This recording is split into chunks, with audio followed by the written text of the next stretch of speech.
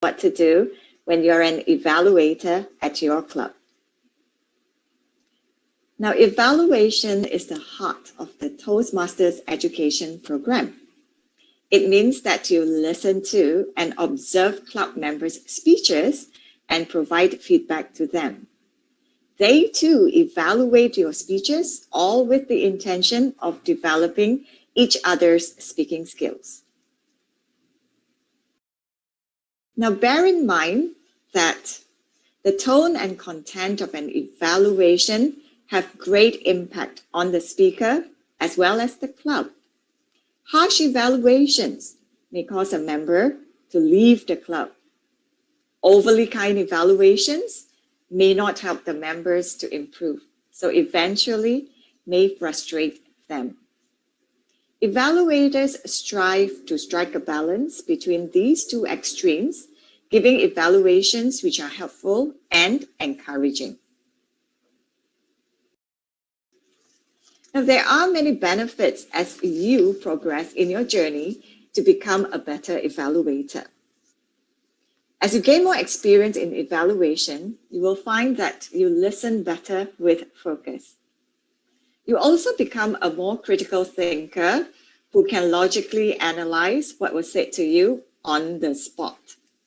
As you work with people, you will quickly be able to give helpful, positive, and constructive feedback that will motivate, encourage, and genuinely help the receiver. Now, if you are new to evaluation, I would suggest you do some groundwork first. Attend 3 to 4 meetings to really observe how the other evaluators deliver their feedback. Counter-check against your own. You can observe a speech and then decide how you would evaluate. Then check that against how the other evaluator has done it. Complete on your own at least 1 to 2 speeches at club meetings before attempting evaluation. This is so that you get the full overall experience and knowing what it is like being the speaker. Finally, speak to your VPE, Vice President Education, for some guidance before you do your first evaluation. So what are the things that you include in your evaluation speech? Foremost, you need to refer to the evaluation form or evaluation guide provided by the speaker. In this form, you are given a list of areas to observe during a speech delivery. This is very helpful if you are new to evaluation. And when you have noted down all of these points, bear in mind that all that is required of you is actually your reaction to what you heard and saw during the speech. Jot down all the impression you have that the speaker has made on you. Then remember to include specific recommendations for these. In the Pathways evaluation form, you will find these areas to observe during a speech. Firstly, clarity. Do you understand the speaker's spoken language with ease? That is something that you can comment on. Next, vocal variety. The tone, speed, and volume of the speaker's vocal quality and how well they incorporate these in their speech to make it less monotonous. Third, eye contact. How skillful did the speaker use eye contact to convey emotion or elicit response from the audience? Next, gestures. Did the speaker integrate physical gestures to enhance the delivery and message of the speech? Fifth, audience awareness. Did the speaker engage the audience completely? Did the speaker fulfill the audience's needs? Did the speaker fulfill the speech objectives? Then, comfort level. How self-assured was the speaker to you? Was the speaker fully at ease? Finally, interest. Did the speaker present a well-constructed content? Now, all of these areas can be evaluated or observed for whether the speaker did it well or there are certain things regarding these areas that need improvement. So during your evaluation delivery, you don't have to mention every one of these areas. You can just pick 2 to 3 areas to highlight as areas of excellence and an area of improvement. Now, take note, it is very important that you provide specifics in your elaboration. This means that you describe exactly and in detail what you observed the speaker said or did. This makes your point of view more valid as it is supported with evidence which you picked up during the speech. Now, on how you would organize the data that you have collected for your evaluation speech. As usual, you can follow the opening, body, conclusion structure. We usually use the sandwich method for evaluations. This is where we state areas of excellence in the beginning of the speech, include one area of improvement in the middle, and close with yet another area of excellence to encourage the speaker. In the opening, provide a brief commentary on the speech just to give a context for your evaluation. Here is where you can also invite the audience to join you in lifting up the speaker. You can ask the audience, did you enjoy the speech as much as I did? So in that way, when you are confident that the speech is good, the audience will also join you in celebrating the speaker. You then begin with one or a few areas of commendation for the speaker. Remember to provide specific details to support what the speaker did well. Then carefully and politely tread into one area of improvement that the speaker can immediately work on for his or her next speech. End the speech with an overall comment on why the speech was a success, and again exhort the audience to join you in celebrating the speaker. Give the final parting words to encourage the speaker to move on to the next speech. Now, apart from the organization of the speech, another important aspect is the scripting, or how you say it when delivering feedback. Firstly, remember to only speak for yourself. Do not speak on behalf of the audience. Use the pronoun I in your speech. For example, I like it when you did this. I was impressed with points presented in the speech. I was confused about what? I think the speech purpose would have been clearer if and what the speaker should do. Avoid saying things like the audience did not understand, we believe, and we think. This is because during an evaluation, you are just presenting your own point of view as the evaluator. Next, avoid judgment words concerning good and bad or right versus wrong. For example, good speakers do this. It is wrong to say. Now try not to have this in your evaluation. Third, avoid repetitions. It may sound as if you are nagging, or worse, as if you have nothing else to say. So do not repeat points. Find other points and areas to mention during your evaluation. Finally, avoid imperatives such as you should, you must, and you have to. Just suggest and recommend. Say you could, or soften the tone with perhaps you could do this, or be direct with my suggestion is this. When all the preparation is done, you've picked up the points, you've got all your structure ready, then a few things to note for when you are delivering the evaluation. Take note of your tone, appearance, and demeanor. At all times, be friendly, direct, and non-threatening. These can easily be achieved with a big smile. Remember, your mission is to celebrate the speaker while offering helpful suggestions for improvement. Send out the message that you are here to help.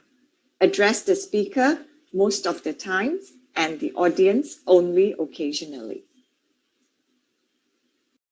Now, let us look at the stages of the evaluation. Before the meeting, as the evaluator, make sure you read the project and evaluation guidelines. Where possible, have a brief pre-delivery discussion with the speaker on areas that the speaker would like you to evaluate on. You can also find out about the progress the speaker has made thus far by looking at the previous feedback given by past evaluators. During the meeting, listen attentively and watch carefully as the speaker delivers his or her speech. At times, you might need to jot down verbatim the exact words the speaker said because you can quote the speaker later during your evaluation. Make notes. Then, during the break, pick your points of areas of excellence and one area of development. Collect your specific evidence to support your points, then organize them into a proper structure before you deliver. Now, after the meeting, return the evaluation form and offer a post-delivery discussion with the speaker to cover any points which you may have left out. Now, this discussion can be brief. Usually, a text message would also suffice. You can also check with the audience for feedback on your evaluation at the end of the meeting so that you can further improve on your evaluation delivery. Finally, send a quick text message to the speaker telling them how much you have enjoyed the speech and are looking forward to their next speech as a final encouragement. Now, this text message can be sent a day after the meeting. So there you have it, some areas to look out for and practice as you start the journey as an evaluator. All in all, remember to go with sincerity in helping the speaker to improve and be encouraged to perform better in their next speech. Be systematic, follow the evaluation guidelines, go step by step when you are mastering this skill. And finally, remember at all times, bear in mind that the self-confidence of the speaker must be protected at all costs. So be mindful of your words and the points that you pick out to share in your evaluation. Always celebrate the speaker. With that, I wish you the very best in this rewarding journey to becoming an influential evaluator. Thank you. Thank you very much, Toastmaster Mei Lin. It was excellent, and it was a very thorough explanation of the role of the evaluator. And I will now open it to the floor and to the audience. I'm sure you do have questions. Jai Narayan, go ahead. Yes, hi. Very quick question. Firstly, Mei Lin, thank you for sharing. Loved all the inputs. Very useful, I'm very certain. My question to you, Mei Lin, is if as an experienced evaluator, you genuinely feel that the speaker needs to repeat their project for whatever reasons, would you recommend that that is told publicly in your evaluation, or you give your recommended sandwich method and offline tell the speaker you suggest they repeat the speech? Thank you. Back to you. Thank you, Jai. A very common question being asked, but during my research for this presentation, I actually read somewhere in a Toastmasters effective evaluation.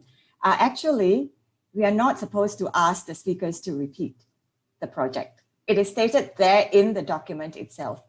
So therefore, I think I would definitely not encourage for the evaluator to during the evaluation to say that they should repeat the project, but offline after the meeting, it can be just a friendly advice, but we have to be very careful with that because the whole idea that Toastmasters has is really for the speaker to move on to their next project. So whatever that needs improvement in the current speech project can be applied in the next one.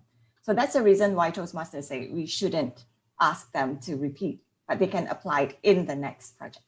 Thank you, Mei Lin. Let's get another question going. Miranda, go ahead. Yes, following along with Jai's question, what if, like, now I hear a lot your objectives weren't met. And I see in some clubs, you know, like that was practiced quite often, that if your objectives weren't met, then you need to redo. So how, I mean, especially in the pathways era. So what is your take on that, Mei Lin?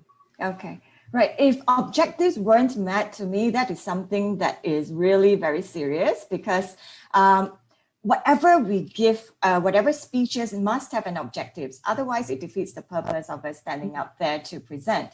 So again, I would leave it to the speaker to whether to repeat the project or not. But I would explain the severity of not fulfilling the objectives. But during the speech evaluation delivery, I would say that it has to be mentioned. As an evaluator, I will mention it to the speaker during my evaluation. But offline, I will actually then suggest why they should repeat the project if they want to. But if they can't, then actually they can apply for the next project, making sure that they follow the objectives. Okay. Thank you, Mei Lin. There's a question from Seni. Seni, would you unmute yourself, please? Go ahead. Okay, thank you. Hello, everyone. Hi. I'm Steny from Denpasar Bahasa Toastmaster.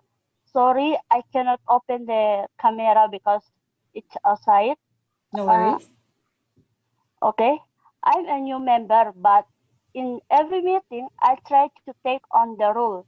Even the truth is, it's the not perfect, but I think if you want them to try to take on the rule, when I will try to find out the text.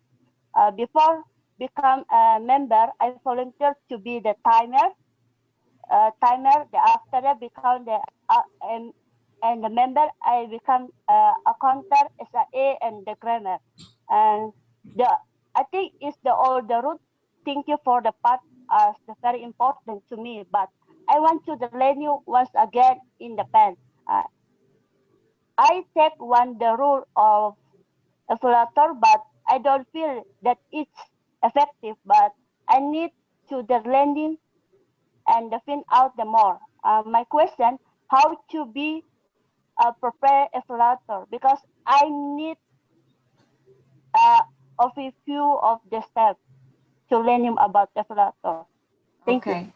All right. Thank you for your question. I think you do have a concern that every new evaluator has. How do you actually, we tend to think that your evaluation is not professional, but just understand and be kind to yourself that it is a process. So as I've suggested in the talk just now, just follow the basics first, because what was shared in the video was just the most basic things. So go with the basics, try to pick out 2 or 3 points that you would like to talk about. So 2 good ones and only 1 area of improvement.